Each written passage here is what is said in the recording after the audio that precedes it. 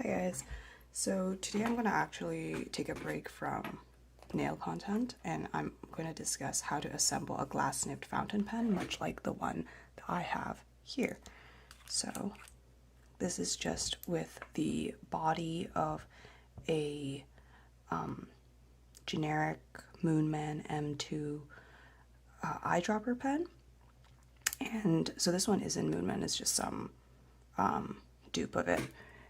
And basically, you can see the ink is down here, and that's the nib, the glass nib.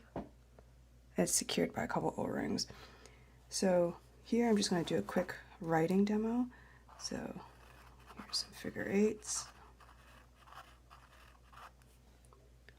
And there's always going to be a little bit of scratchiness just because it's a glass nib. So let's see if I can do some wider lines. And then some shorter ones. Here you go. And I'll also fill in a circle so you can see how it shades. All right. Okay, so how do you actually do this and what do you need? So the first thing you're going to need is a glass nib, similar to this one over here. You can get them in a variety of colors on eBay from American sellers, or where I actually picked up mine, focus, is from beatstory.com, and that is actually a Czech glass button company, and it takes about 2 weeks to arrive via the Czechia Postal Service and through the Homeland Service, about 2 weeks to arrive to North America. Next, you're going to need a fountain pen that can be converted. So it can be like the one that I showed here, which is that eyedropper Moonman M2 dupe. You can find this on like AliExpress, on like Amazon. Or today I'm going to give it a try with this one, which is, again, it's another dupe of a Moonman variety. And basically you're looking for something where you can like remove the feed completely and liquid can freely flow through this area. So that means that you want something with a plastic or resin body, because it's going to have to be either a piston filler or an eyedropper. So quickly writing some things I forgot to mention down below. The glass nib should be around 0.5 cm at its thickest, and the fountain pen here should be an eyedropper like this one over here, or it can be a piston filler. I guess in the same way it can also be vacuum. That also works. And then next you're going to need some silicone grease.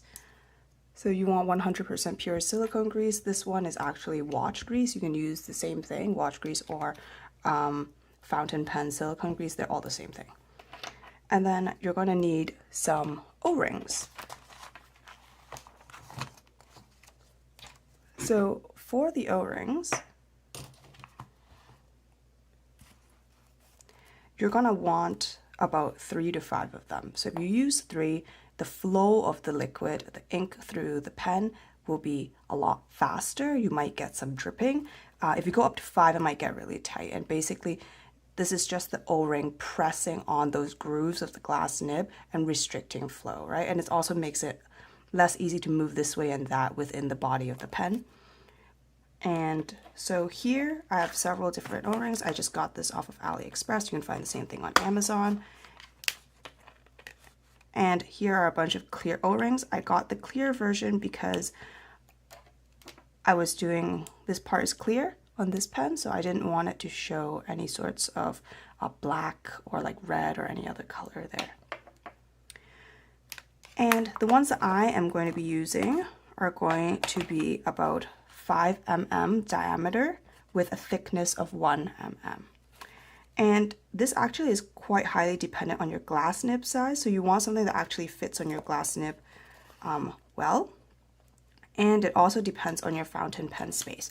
So when I say that, I mean when you take out the nib, this area in here, that space. So you want this to basically fit inside snugly. Right now it's super like loose, so I might actually have to go up to a thicker O-ring here, just so I can fit this in securely so it doesn't move. All right, so what I've decided to use is 3 to 4 O-rings, and these dimensions are 6 mm by 1.5 mm thickness, just because the body of the pen that I've chosen is quite large. So I'm going to be using this piston filler pen to do this tutorial. It's the dupe of the Moonman or Mahjong T1 pen. The first thing you're going to do is you're going to remove this nib and feed unit. So I've already done that.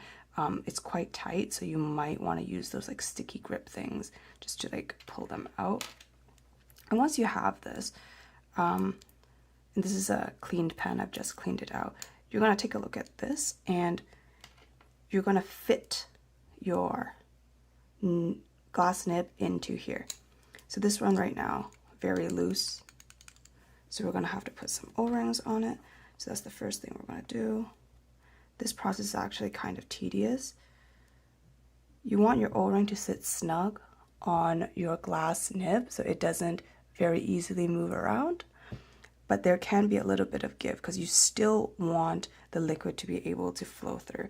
So I would start off with 3, and then you can see if the ink flow is too much or too little, and then you can increase or decrease depending on what you need here. So I'm going to start with 3. Actually, no, I'm going to start with 4. And you want to place them quite low. And the reason, quite low compared to like the tip all the way here. The reason for that is because as you push this in here, it's going to roll up. So this part is super tedious, but basically you want to make sure that this area is a little bit bigger than here, because O-rings can be malleable. Basically they're like rubber bands, so you can distort them as you need. Just make sure you don't overdo it because they do break. So you want this, it can't just go in normally, you've got to like squeeze it in. And then what else do you need is that you're just going to basically try to force this into that body, and you want to put it in to a point that it doesn't go all the way to the end. So not like all the way here to where the ink is actually going to hit the nib. You want to move it up a little bit, maybe like half a cm above. So this part is super tedious, and I'll just show you guys a time lapse of what I do. I use a toothpick to help me push everything in.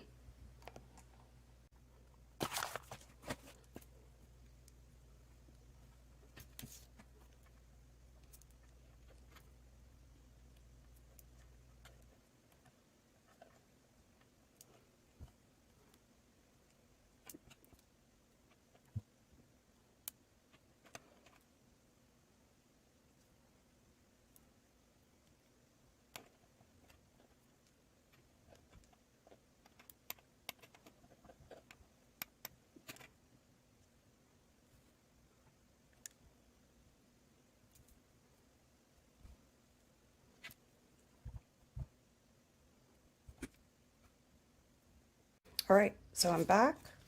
This has been securely fit on. You can see that there is some variation. The O-rings aren't completely flush against one another, especially this bottom one, but I don't really care, so I'm just going to continue to work the same. I just remembered the reason why I said you might need silicone grease is because if you're doing an eyedropper, you can use that to rub around the threads where the liquid is actually, so that would be the threads down here that kind of seal off this area, and the reason you would want to do that is just so you can prevent leakage. All right, so now we're going to actually ink this up. So I have a bunch of inks here. I think I'm going to go with CX11. So this is sort of an experimentation part of it, because let's just say if you didn't fit these O-rings on perfectly, or if there are issues, then this is sort of the time you'll know. Like if the ink flow too much or too little, you can see this is quite snug. It doesn't really move anymore. But in my case, I think it should be fine. All right, we have this.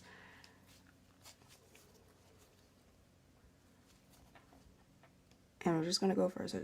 We just do this the same way as we do any other piston filler. We pull it all the way to the end, then we suck it up. As you can see, the ink is coming up. Then do this a couple more times just to make sure we get all that ink.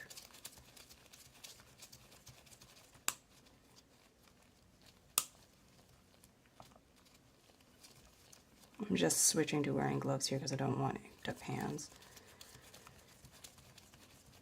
Not that that's a problem though. Okay, for now, I'm just gonna fill it up to here. Normally I would invert the pen just to make sure that this part is also filled up, but just for today, I'm not gonna do that. All right, so now we've got a lot of that.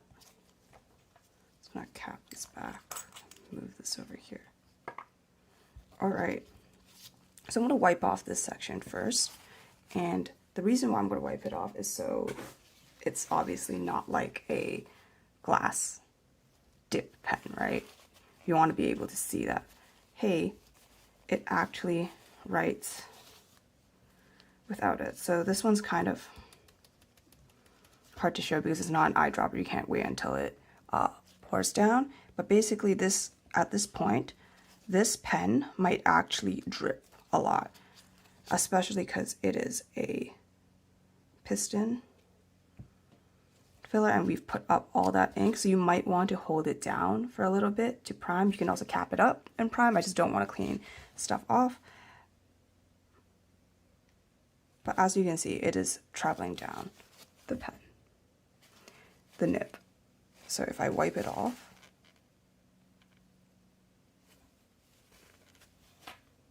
right, it's off, and then if I let it do this for a little bit,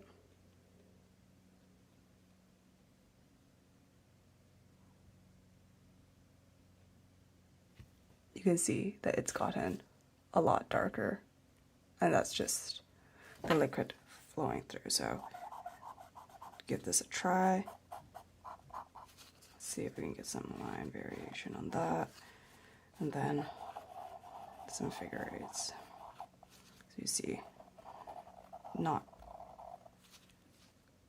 gotta wait for a moment, and then it'll come back. So you might have to write a bit slower with these pens, I found, at least with the iteration that I have now. In the future, I'll probably change some things about this, the way that I've fit these. Maybe there's a better way to do it. I haven't come up with one yet. So there's this, and then of course, if I push this down, for example, oops, a lot of ink has come out. So that's a good thing about this piston filler. You can really like push that ink, right? So now I've got a nice little splatter. All right, so with that, thanks for